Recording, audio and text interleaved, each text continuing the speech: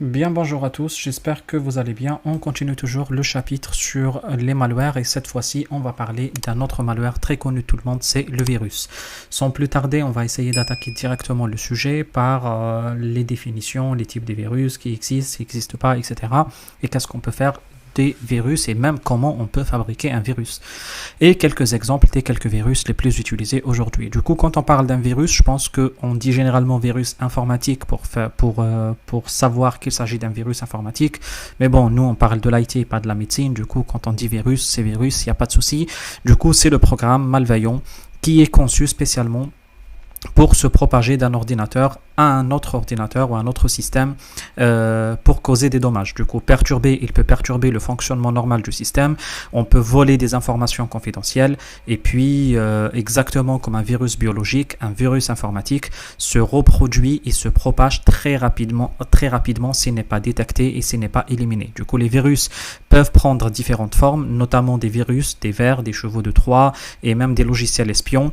Ils peuvent infecter des fichiers, des secteurs de boot ou de démarrage, des programmes ou même des systèmes d'exploitation tout court. Du coup, généralement, pour se protéger contre les virus, on utilise ce qu'on appelle les logiciels antivirus qui permettent de se protéger, mais on va revenir sur cela avec plus de détails.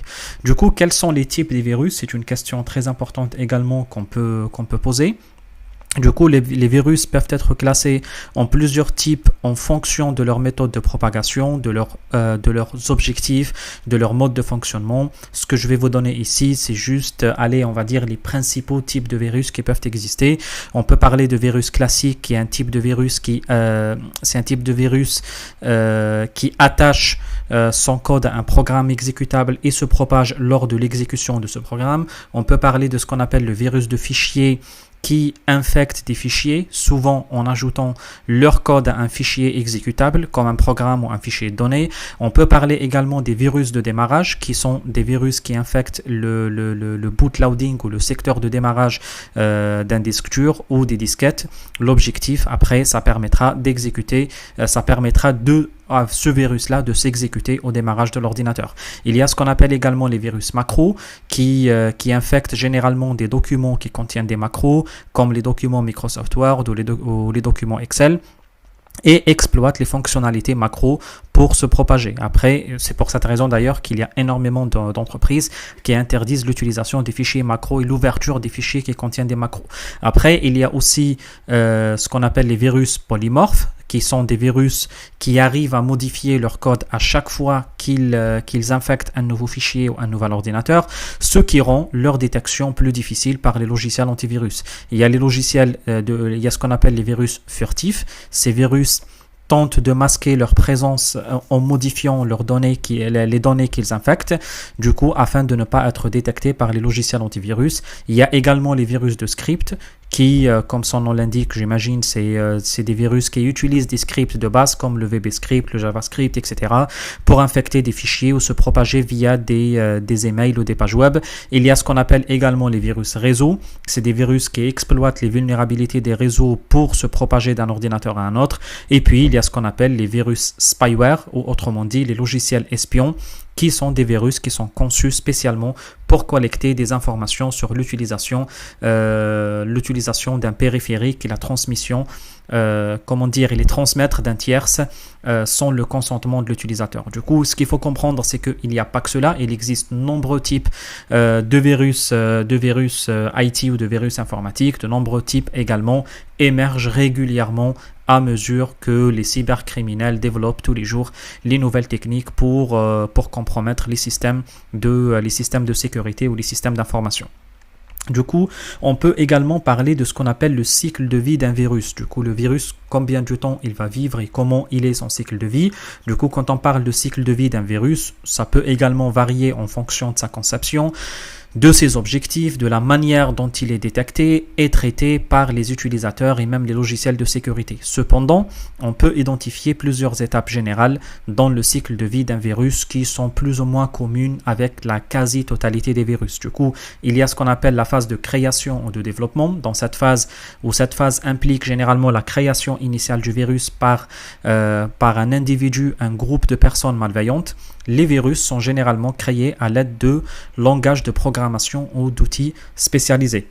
Les cybercriminels généralement peuvent également utiliser des kits de développement ou de logiciels, des kits de développement de logiciels malveillants pour créer directement un virus sans avoir une connaissance approfondie de la programmation. Du coup, ça fait partie des choses qu'on va voir dans quelques instants. Après, il y a ce qu'on appelle la phase de propagation, je perds le mot, pardon.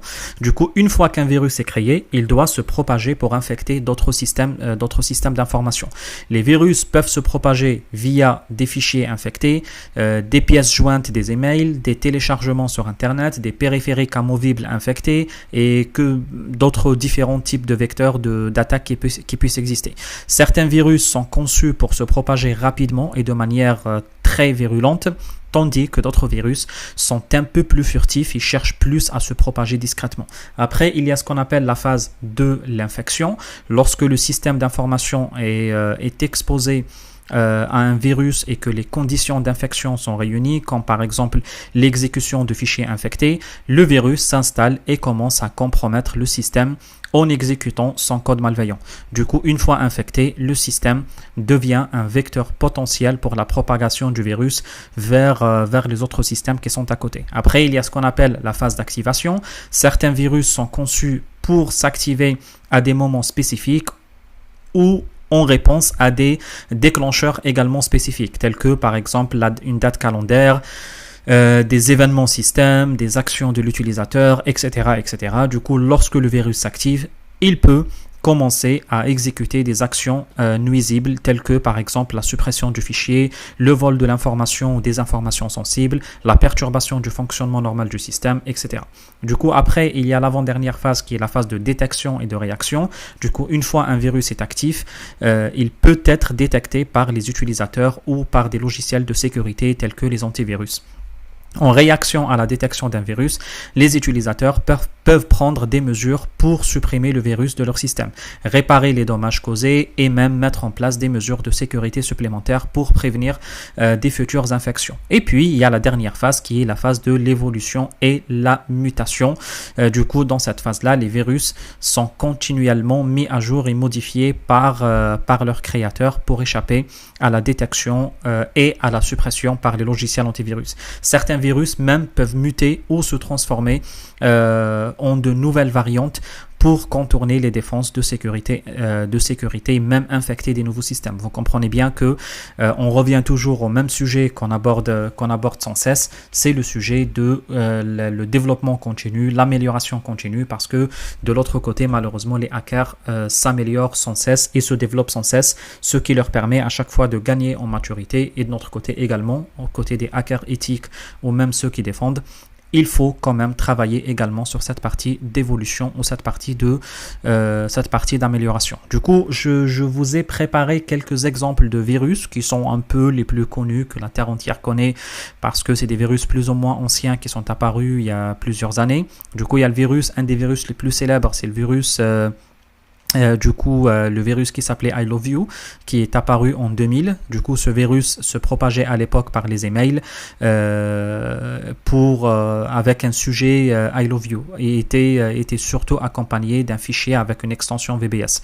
Du coup, lorsqu'il était ouvert, il infectait directement l'ordinateur de l'utilisateur et se propageait à ses contacts et effaçait les fichiers. Du coup, c'était un peu à l'époque de l'ouverture des emails, la découverte des emails. Toi, tu reçois un mail. Enfin, un mail, c'était un peu à l'époque comme une enveloppe que tu reçois chez toi. Tu la traites généralement avec un peu de sérieux parce que c'est une enveloppe, il y a quelqu'un qui l'a ramené. Du coup, les gens, ils voyaient les emails un peu comme ça à l'époque. Du coup, quand ils voient le mot I love you, enfin, il va dire mais c'est qui m'aime? Et il va cliquer sur le mail. Un peu, c'est une réaction un peu logique. Rappelez-vous qu'on parle bien d'un sujet qui date de plus de 25 ans, quelque chose comme ça. Les gens ne regardaient pas les emails de la même manière qu'aujourd'hui. Après, il y a ce qu'on appelle le virus Melissa, qui était un tout petit peu plus ancien, je crois. Il était découvert vers la fin des années 90, qui était un virus macro-word qui était très très très connu. C'est un virus que j'ai rencontré dans mes débuts de l'informatique vers le début des années 2000. Il se propageait généralement par le biais des documents Word infectés, envoyés que ce soit par email, par clé USB, etc. Et puis après, malheureusement, une fois vous ouvrez le fichier Word, vous aurez un petit macro qui commence à apparaître sur le PC. Du coup, l'objectif, c'est pareil, c'est d'effacer les fichiers qui se trouvent sur vos machines. Après, il y a ce qu'on appelle le Conficker qui était apparu plus ou moins vers la fin des années 2000 et c'était je crois pas un virus qui principalement exploitait les vulnérabilités des systèmes Windows pour se propager. Du coup, son objectif c'était de la propagation et il était capable de désactiver les mises à jour de sécurité pour vous empêcher après de le détecter. Du coup, ça permettait également de voler des informations, de télécharger d'autres logiciels malveillants, etc. Et puis, il y a ce qu'on appelle le Code Red également, qui était apparu également, je crois, vers 2001, qui était le vers qui ciblait principalement les serveurs utilisant à l'époque la solution Microsoft de ZS. Pour ceux qui ne la connaissent pas, c'est la solution équivalente d'Apache, mais propre à Microsoft. Apache également, pour ceux qui ne le connaissent pas, c'est le serveur web, qui est le serveur qui permet d'afficher des pages web. Du coup, il exploitait surtout une vulnérabilité qui était connue des logiciels pour se propager et lancer des attaques de type déni de service contre les différents sites web. Après, il y a le Stuxnet qui est un tout petit peu plus récent, qui était un vers également conçu spécialement pour cibler les systèmes de contrôles industriels, en particulier ceux utilisés plutôt dans le secteur des centrifugeuses, les centrifugeuses d'aluminium. Principalement, il était développé par les États-Unis contre l'Iran. Après, c'est ce qu'on dit généralement parce qu'il a touché que l'Iran. Je pense qu'il est très facile de savoir qui le développe si le virus touche l'Iran. Du coup, il a été largement considéré à l'époque comme une attaque très ciblée par un État, j'imagine les États-Unis, mais je ne sais pas, j'ai pas une info secrète, c'est moi qui devine, contre l'Iran. Et puis comme le Stuxnet également, qui a été découvert en 2017, qui a ciblé spécifiquement les systèmes nucléaires iraniens. Du coup, après, il y a le WannaCry qui est parmi les plus récents aujourd'hui, qui, je crois, il était découvert vers 2017 et qui était un ransomware qui exploitait des vulnérabilités dans les systèmes Windows qui n'étaient pas patchés par les mesures de sécurité, par les mises à jour de sécurité qui n'étaient pas patchés même tout court pour se propager. Du coup, ce qu'il faisait, comme tous les ransomware, il chiffrait les fichiers de l'utilisateur et puis il exigeait un paiement d'une rançon pour les déchiffrer. Quoi qu'il en soit, vous comprenez bien, les virus, il y en a énormément. Le but, c'est pas de les voir tous ou de les détecter tous, mais il faut savoir que c'est quelque chose qui existe et malheureusement quelque chose qui est très fortement utilisé. Après, il y a ce qu'on appelle le virus Wax, qui n'est pas vraiment un virus en soi dans le sens traditionnel du terme. Du coup, au lieu de cela, c'est une fausse alerte ou une, canular circulant souvent sous forme de message ou de courrier électronique, prétendant généralement d'avertir les utilisateurs d'un virus dangereux ou d'une menace imminente sur leur système d'information. C'est généralement même, c'est tout court, quelque chose qui s'avère souvent faux. Du coup, les wax IT ou les wax informatiques peuvent prendre différentes formes également, mais l'objectif principal et commun est généralement de semer la peur ou la confusion parmi les utilisateurs. Par exemple, un wax pourrait prétendre ouvrir un certain email ou cliquer sur un lien spécifique va détruire votre ordinateur, alors qu'en réalité, il n'y a aucun changement, aucun danger réel. Du coup, les wax peuvent également prétendre être un avertissement ou des avertissements, un avertisseur de sécurité émanant généralement de sources officielles telles que des entreprises, de logiciels antivirus ou même des organismes gouvernementaux afin de sembler plus crédible. Cependant, il est important de vérifier l'authenticité de ces avertissements en consultant généralement des sources fiables avant de prendre n'importe quelle mesure au sérieux. Après, il y a ce qu'on appelle les faux antivirus. Les faux antivirus qui sont également connus sous le nom de rogue antivirus ou le scareware si on utilise le terme en anglais, sont des logiciels malveillants qui ont pour objectif d'imiter l'apparence et le fonctionnement des programmes antivirus légitimes dans le but de tromper les utilisateurs et de les inciter à acheter des versions plus complètes ou télécharger d'autres logiciels malveillants. Du coup, comment ils fonctionnent généralement les faux antivirus? Ils fonctionnent d'une façon très simple. Là, on est là, mais c'est juste, je passe ça comme ça. Du coup, c'est des fausses alertes de sécurité. Les faux antivirus affichent souvent des fausses alertes de sécurité exagérées, même très exagérées, prétendant que l'ordinateur de l'utilisateur est infecté par de nombreux virus, chevaux de Troie, etc., etc., même s'il n'est même pas le cas en réalité.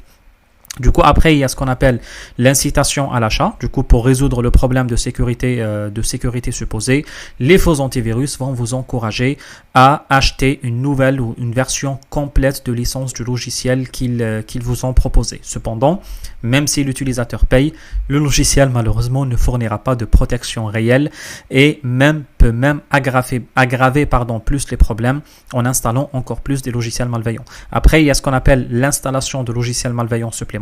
Ça fait partie des étapes. Du coup, en plus de tromper l'utilisateur en achetant des logiciels inutiles, certains faux antivirus peuvent également installer d'autres logiciels malveillants sur l'ordinateur de la victime en aggravant ainsi la situation. Après, il y a ce qu'on appelle les faux nettoyages.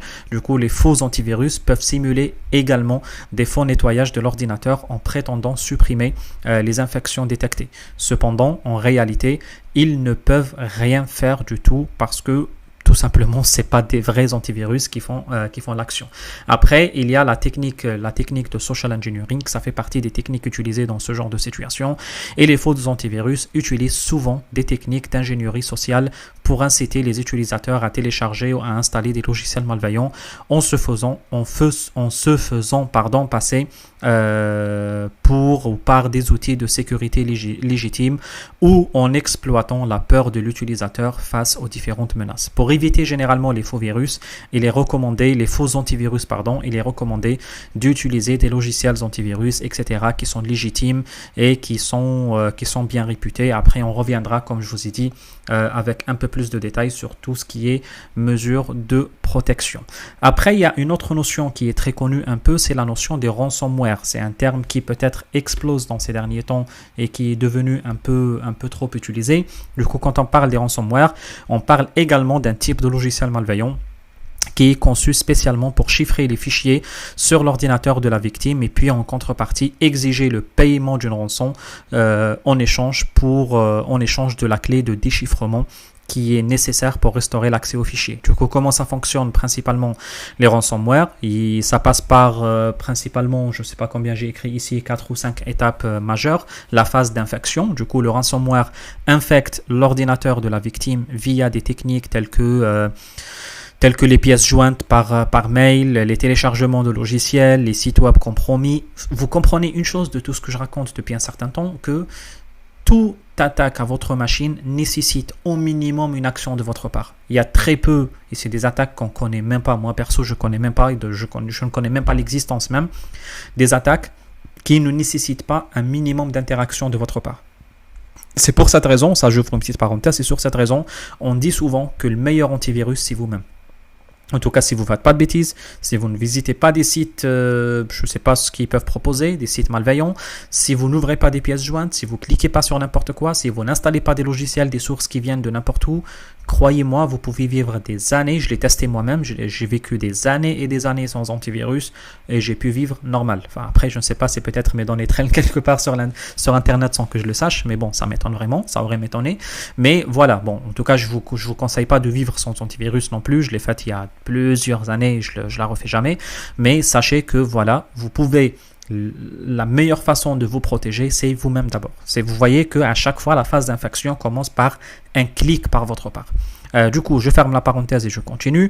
Du coup, qu'est-ce que j'ai dit? Une fois on est infecté, on chiffre les fichiers. Du coup, qu'est-ce que j'allais dire? Du coup, une fois qu'il est installé sur l'ordinateur de la victime, généralement, le ransomware commence à chiffrer les fichiers qui sont présents sur le disque dur de manière à ce qu'ils ne puissent plus être ouverts ou utilisés sans la clé de déchiffrement appropriée. Du coup, les types de fichiers ciblés peuvent inclure des documents, des images, des vidéos, des fichiers de base de données. Ça peut inclure, je ne sais pas moi, vos photos, bref, tout ce que vous pouvez avoir sur un PC malheureusement est chiffrable ou même on peut le crypter. Après, il y a la demande de rançon, c'est l'étape qui viendra après. Du coup, une fois le chiffrement terminé, le ransomware va afficher généralement un message message à la victime l'informant que ces fichiers ont été chiffrés et que pour les récupérer, la personne doit payer une certaine somme d'argent, généralement en Bitcoin, en crypto-monnaie, Litecoin, Bitcoin, etc. Les cybercriminels fournissent généralement des instructions de manière plus ou moins claire pour payer, par exemple une adresse de Bitcoin ou des choses comme ça. Après, il y a ce qu'on appelle la pression et la menace. Ça joue un peu sur la psychologie et le social engineering.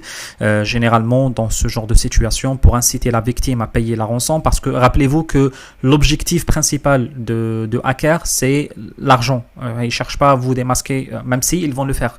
Pourquoi ils vont le faire? Pour gagner en crédibilité, parce que si ils le font pas, les gens vont dire, bah écoute, juste une menace, ils vont faire rien. Non, si ils le font vraiment. Mais voilà, du coup, le but principal de ces gens-là, c'est de gagner de l'argent. C'est pour cette raison qu'ils vont utiliser des techniques plus ou moins rodées pour vous pousser à payer. Du coup, ils passent à une phase de menace.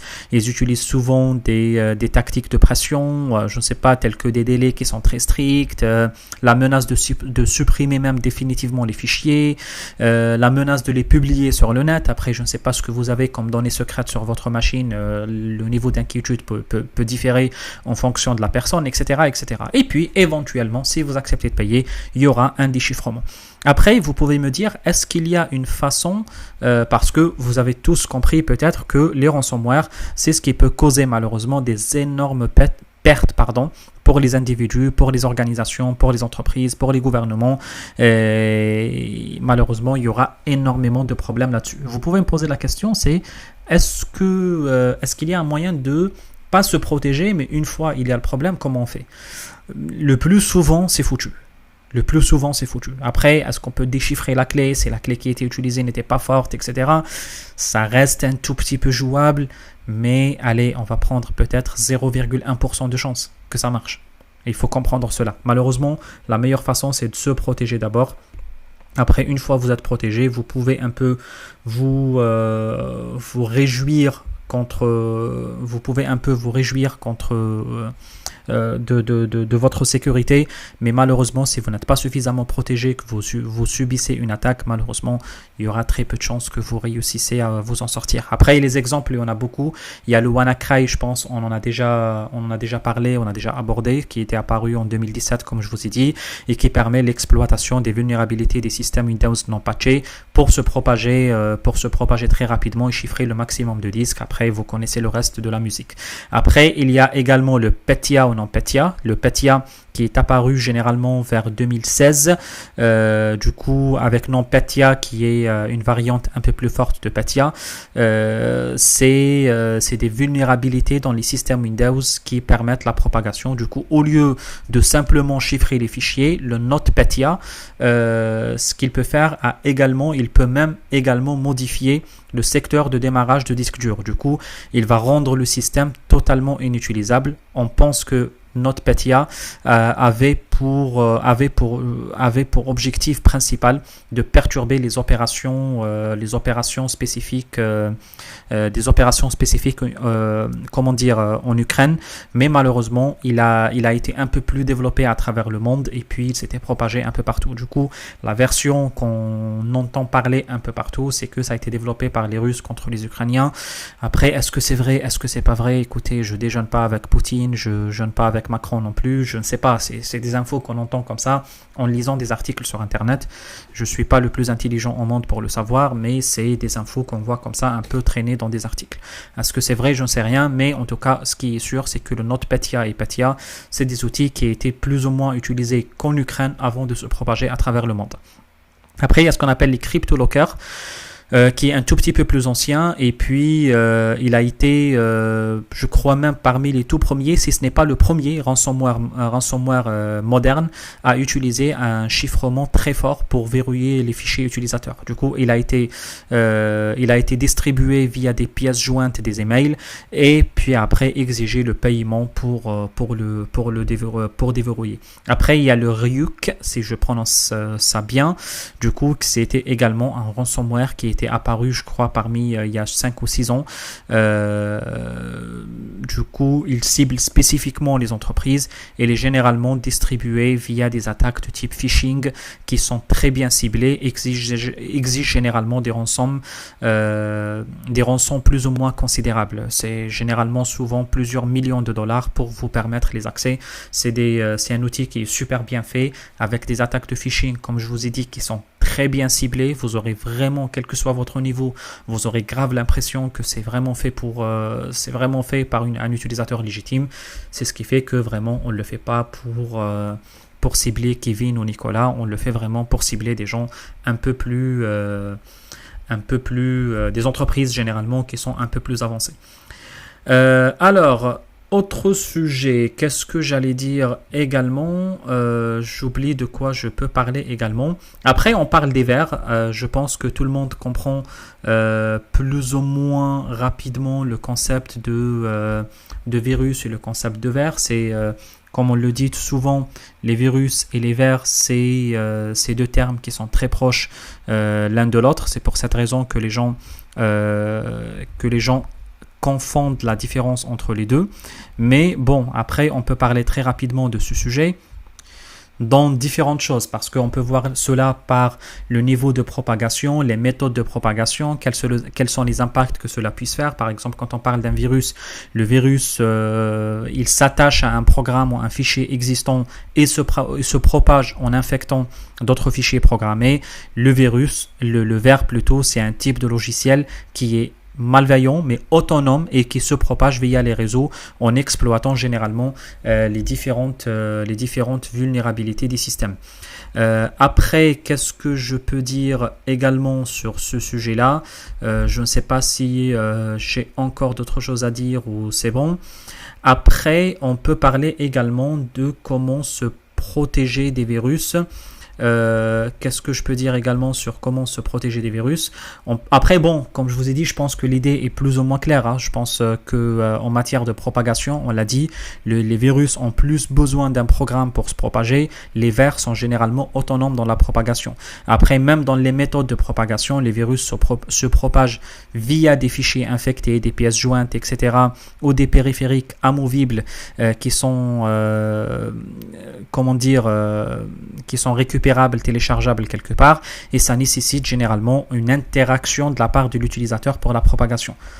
C'est là où c'est un tout petit peu différent, parce que les vers se propagent souvent de manière autonome en exploitant les différentes failles de sécurité existantes. Après, les impacts également sont un tout petit peu différents.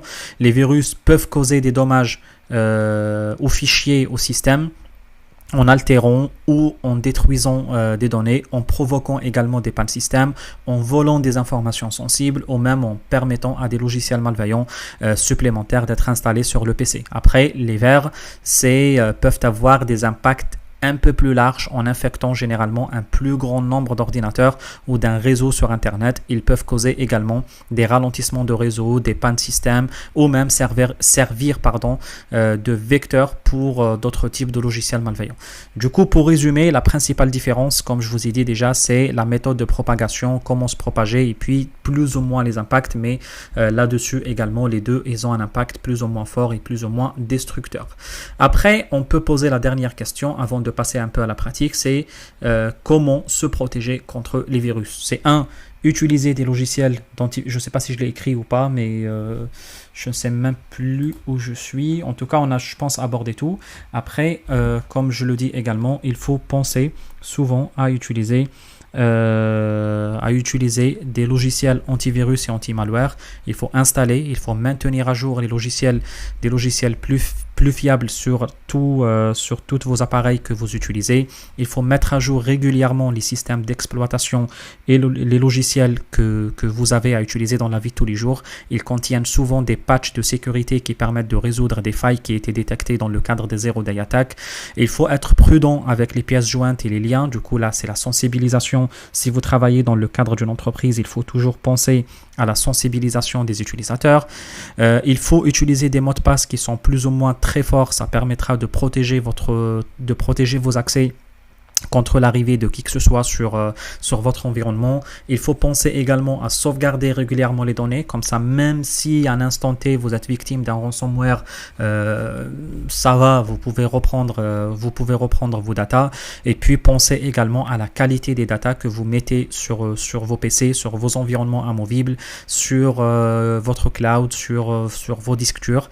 Et vous posez toujours la question, est-ce que c'est des datas qui sont très sensibles ou pas? Ça vous permettra de prendre ce genre de décision après si vous subissez une attaque. Soyez également conscient des attaques phishing, ça rentre également dans la sensibilisation. Utilisez tous les équipements de sécurité qui puissent exister, principalement les pare-feux, les proxys, les IPS. Ça permettra, par exemple, le pare-feu, ça permettra de filtrer le trafic. Les IPS, ça permettra de filtrer le contenu de ce que vous envoyez pour voir un contenu indésirable et l'arrêter. Et puis, par exemple, un proxy, ça permettra de cacher votre identité, ce qui rendra le fait de vous attaquer un peu plus compliqué. Et puis, malheureusement, continuez toujours la sensibilisation. Il faut toujours informer régulièrement les gens sur les nouvelles menaces techniques, former les gens, leur faire des formations de sécurité, des petites formations un peu en mode jeu, mode petite blague, etc. Là, ça reste quand même quelque chose de très important pour l'amélioration de vos systèmes de sécurité. Ici, j'ai écrit 3 petits mots rapides, GPS, Terabit et puis Virus Maker. On va les voir très rapidement. On va voir, je crois, GPS et IWMT. Je ne sais pas si j'ai le Terabit, mais c'est pratiquement la même chose. Il n'y a pas de souci là-dessus. Avant juste d'aller jusqu'au bout, une petite remarque que je vous ai fait dans la précédente vidéo, une petite remarque sur l'écran que j'ai écrite, pour vous dire que il y avait une erreur, j'ai oublié juste l'extension -f-exe, c'est tout, il faut juste l'ajouter dans la commande de MSF Venom. Ça vous permettra surtout de faire fonctionner bien le fichier exe. Du coup, le fichier exe, parce que quand j'ai terminé le TP, je suis allé jusqu'au bout après. Si vous vous rappelez, j'ai dit dans la fin de la vidéo que je ne vais pas aller jusqu'au bout parce qu'il était 2h ou 3h du matin. Après, bon, je suis allé jusqu'au bout et j'ai découvert que le fichier Autorun, si vous ne voyez pas en tout cas un fichier de 70, 73 kg, quelque chose comme ça, comprenez bien que le fichier n'est pas le meilleur. Alors, ce que j'ai fait, je suis allé revoir le code que j'ai, les commandes que j'ai insérées, et puis je me suis bien rendu compte que j'ai dû louper quelque chose. Du coup, j'ai refait le test, et puis là, vous voyez, j'ai pris la main directement sur la machine, et puis il n'y a pas de problème là-dessus. En tout cas, sur la vidéo, je vous l'ai écrite, il n'y a pas de problème, vous pouvez la trouver. Je ne sais pas si je l'ai ici toujours, MSF Venom. Ah, il l'a pas gardé dans l'historique. C'est pas grave, on va pas aller en tout cas jusqu'au bout, il n'y a pas de souci. En tout cas, vous la trouverez dans la vidéo précédente. Il faut juste ajouter l'extension -f-exe pour savoir bien utiliser l'extension en particulier. Bref, on continue maintenant sur la partie virus. Et comme je vous ai dit, la création des virus, ça nécessite quand même des niveaux, des compétences qui sont très avancées, parce que souvent c'est du codage. Et en même temps, c'est du codage, c'est du développement, mais également c'est une connaissance très approfondie des architectures système, parce que le plus souvent les virus profitent des failles système. C'est ce qui fait que il faut connaître les architectures système, les architectures logicielles, avec toutes les connaissances qu'il faut. Du coup, nous, on n'est pas là. Je n'ai ni l'envie ni l'intention de développer un virus un jour. C'est ce qui fait que je vais vous montrer très rapidement, mais je ne vais pas aller jusqu'au bout dans les TP. Je vous laisse les faire directement sur les bouquins ou le livre de manuel CEH. L'objectif, comme je vous ai dit, c'est pas de faire énormément de choses mauvaises en public. Alors, il y a quand vous prenez le module de la CEH, vous pouvez trouver un outil qui s'appelle GPS, Virus Maker. Du coup, c'est un outil très simple qui permettra de créer des virus. Du coup, vous voyez, tous les programmes qui sont là, ça vous permettra de dire en quelque sorte qu'est-ce que vous voulez faire. Par exemple, ici, vous pouvez disable le registre. Là, si vous exécutez cela, vous allez désactiver le système de registre. Et le msconfig, le task manager, disable le Telegram, le media player, Internet Explorer. Je vous laisse faire les exemples si vous voulez. Faites-le sur votre VM. Coupez votre VM du monde réseau. Je pense que vous savez faire. Hein. Vous allez dans Setting. Et puis ici, dans qu'est-ce que je voulais dire? Par exemple, ici, dans la carte réseau, enfin, allez, vous pouvez faire une solution un tout petit peu plus radicale. Vous pouvez choisir, par exemple, le NAT, et comme ça, vous vous séparez du monde, et il vous faut quand même une connexion réseau pour passer vers votre machine physique, mais ce n'est pas vraiment terrible. Vous avez également le host only, ça permettra de vous séparer un peu de grands réseaux, mais attention, host only, vous êtes connecté à la machine physique. Après, vous pouvez choisir une carte réseau, sinon vous pouvez carrément déconnecter la carte réseau. Et comme ça, vous êtes déconnecté du monde et vous pouvez vous amuser. Par exemple, là, vous voyez, Disable Notepad. Essayez de le faire, par exemple, comme ça. Et vous allez après lancer votre virus. Vous allez choisir un peu ici le type spécifique. Est-ce que ça nécessite un restart, logoff, etc. Et puis, vous donnez un nom. Vous donnez également l'extension, le name server que vous souhaitez. Vous donnez un nom, exactement un nom spécifique après l'installation de virus. Après, vous pouvez même aller un tout petit peu plus loin avec des options de virus. Par exemple, Change Windows Password. Vous voyez à quel niveau c'est très dangereux. On peut vous changer votre mot de passe Windows. On peut changer le nom du PC. On peut close Custom Window ou fermer des pages customisées ou des pages adaptées. Bref, des process, des sites web, etc. Je ne vais pas faire le tour de tout, vous avez bien compris. Après, vous pouvez mettre une icône spécifique. Là, par exemple, vous pouvez changer l'icône en mettant une icône Love. Ça peut attirer l'attention et les gens vont cliquer. Ça peut être un PDF. Les gens vont dire, on va lire ce qu'il y a dedans. Ça peut être un Help et les gens vont dire, j'arrive pas à faire, je vais cliquer sur le Help. Bref, faites ce que vous souhaitez en fonction de social engineering et comment vous jouez sur les nerfs des gens. Le nom, et puis, etc. Vous connaissez le reste. Et puis, une fois fait, vous pouvez directement cliquer sur Create Virus. Vous allez créer le virus directement. Comme je vous ai dit, je ne vais pas aller jusqu'au bout ici, mais en plus, je suis connecté, etc. Bref, je n'ai pas, comme je vous ai dit, je n'ai ni l'envie ni l'intention de le faire. Mais essayez de le faire. Essayez d'aller jusqu'au bout chez vous, dans votre environnement. Faites-le en toute sécurité. Du coup, comment vous le faites? Comme je vous ai dit, pensez à désactiver l'antivirus. Ici, dans Microsoft Sécurité, dans la sécurité Windows, pardon, pensez à désactiver tout ici. Vous cliquez ici, vous allez dans Paramètres, quelque part ici, vous gérez les paramètres, vous désactivez tout. Vous jouez avec votre virus, vous désactivez votre carte réseau, comme ça vous vous isolez totalement. Une fois vous terminez, vous allez réactiver votre antivirus, même rebooter la machine si vous souhaitez, ça pourra vous aider à détruire tous les virus, même si c'est pas vraiment nécessaire. Et puis après, vous pourrez même après réactiver votre carte réseau. Après, on a également l'outil qui permet de créer des vers, Internet Worm Maker Think. Je répète encore une fois, c'est des outils qui sont très connus dans le monde de la cybersécurité.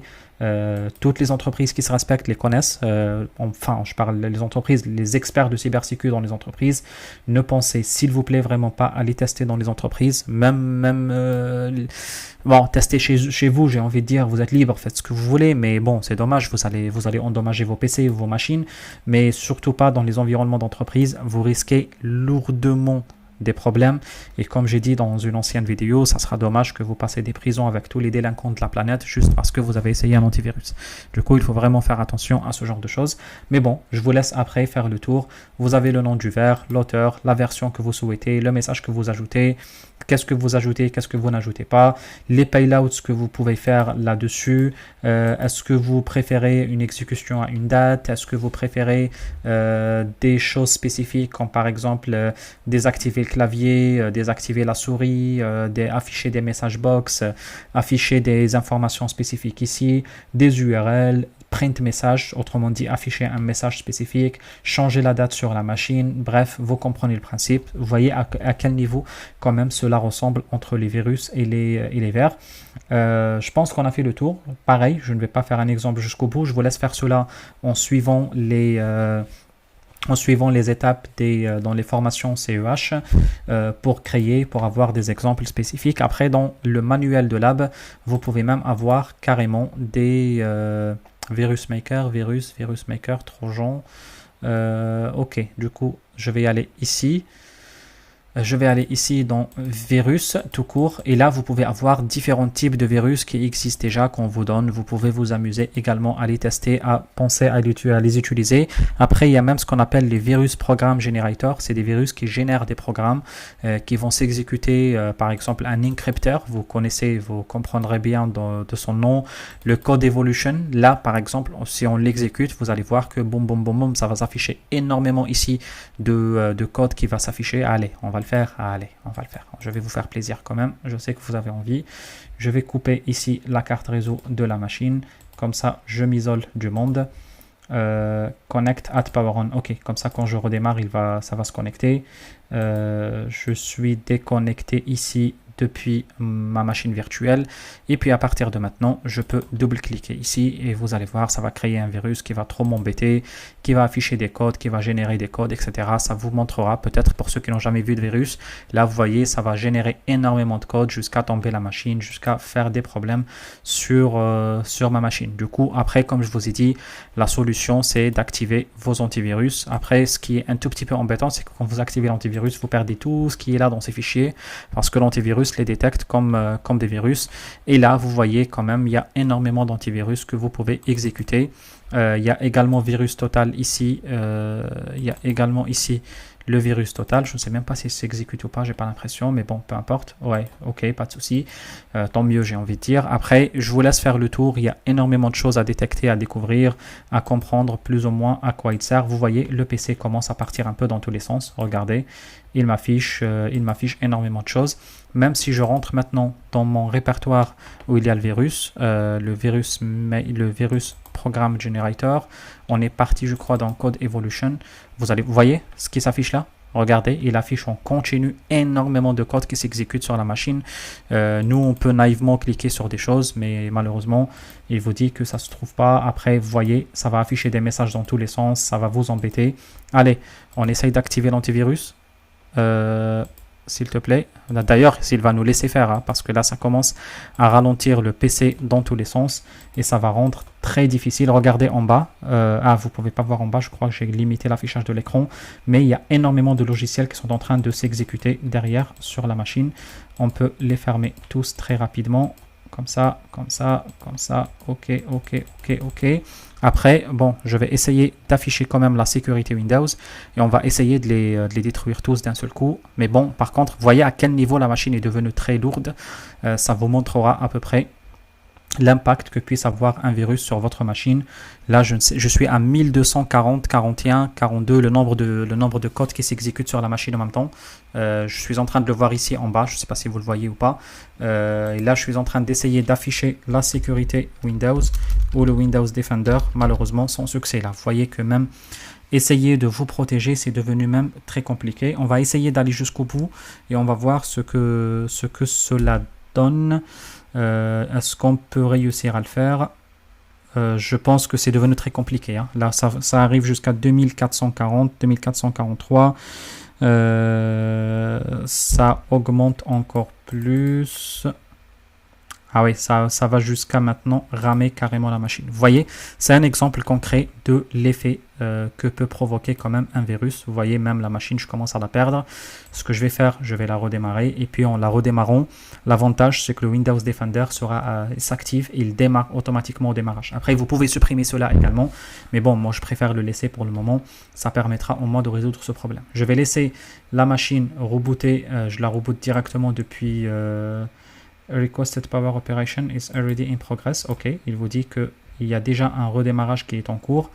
Et quand même, il ne veut pas redémarrer. Du coup, je vais éteindre carrément la machine en essayant de faire quelque chose. Et puis, à partir de là, je vais la rebooter. Et puis, malheureusement, vous voyez comment les virus peuvent avoir quand même... Là, on a utilisé un virus très simple, très connu, qui est même offert dans une formation de sécurité. Je vous laisse imaginer les outils qui sont plus ou moins très sophistiqués, qui sont plus ou moins très forts, qui sont plus ou moins très bien faits dans la matière. Bref, je pense que je vais m'arrêter là. Je pense qu'on a fait le tour de pratiquement tout. Je ne sais pas depuis combien de temps que je parle. 43 minutes, ça fait beaucoup. On va juste redémarrer la machine pour confirmer que tout fonctionne bien. Admin ici, mon mot de passe, très simple, très sécurisé en même temps. On va voir si si l'antivirus a bien fait le job, a bien supprimé mon virus. Bon, je vais le laisser démarrer.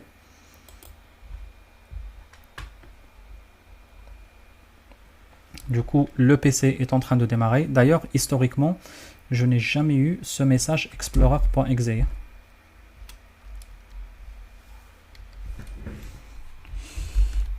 On va voir ce que cela donne.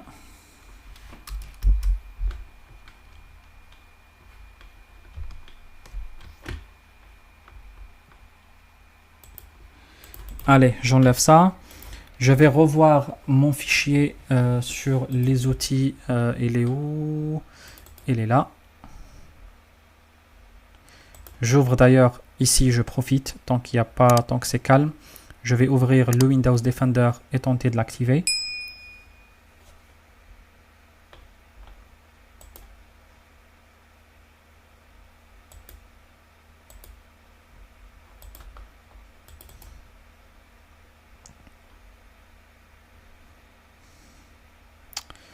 Bon, ça rame un peu toujours, même si je suis convaincu que ça a été résolu. Ok, je continue, je prends, qu'est-ce qu'on a dit, les virus.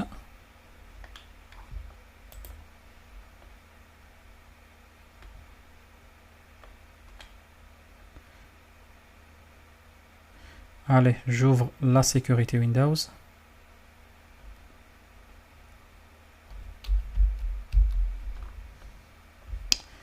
Il ne veut pas. Je vais écrire Defender en bas. Vous voyez l'impact des virus quand même, ça reste quelque chose de fort. Je vais descendre ici dans Virus Program Generator. On a dit Code Evolution. Ah oui, ils sont toujours là. Vous voyez, ils sont toujours là, mais je ne sais pas s'ils s'exécutent toujours ou pas. Alors ce qu'on va faire, on va tenter de scanner le PC pour le nettoyer. Alors je vais cliquer sur Sécurité Windows, c'est un peu trop long. Je pense que je vais finir par fermer la vidéo, par mettre en pause la vidéo, comme ça je ne vous perds pas du temps. Et puis on va voir ce que cela donne, ce que l'analyse va pouvoir le détecter. Du coup j'active toute la protection contre les virus et les menaces, ça n'est pas activé, mais l'analyse en temps réel est activée, je suis certain, je suis sûr. J'aurais pu vous la montrer d'ailleurs, mais c'est pas grave. On va activer toutes les fonctionnalités et on va voir ce que cela donne. On va faire oui. Maintenant, on y accède. Ici, quand vous allez voir les paramètres, vous allez devoir voir que ça a été activé. Du coup, par contre, protection dans le cloud, ce que vous activez en plus. C'est pour ça qu'il vous affiche que ce n'est pas activé. C'est pas grave. Alors, ce qu'on va faire, on va faire une analyse. Et puis, on va voir est-ce que après cette analyse, il va pouvoir détecter ces virus. Il va pouvoir se débarrasser de ces différents virus qui étaient générés. Ok, du coup comme ça on va tester la fiabilité de l'antivirus Windows en temps réel et ça nous permettra de voir est-ce qu'il est suffisamment fiable ou comme on le dit toujours c'est un mauvais antivirus. En tout cas j'ai mon avis déjà, mais on va laisser le travail se faire. Qu'est-ce qu'on a dit? On va voir les paramètres. Pratiquement on active tout. Allez, on se protège contre tout.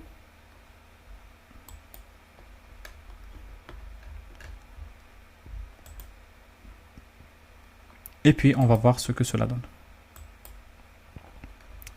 Allez, je vais le laisser terminer le boulot. Je vais arrêter la vidéo pendant quelques instants.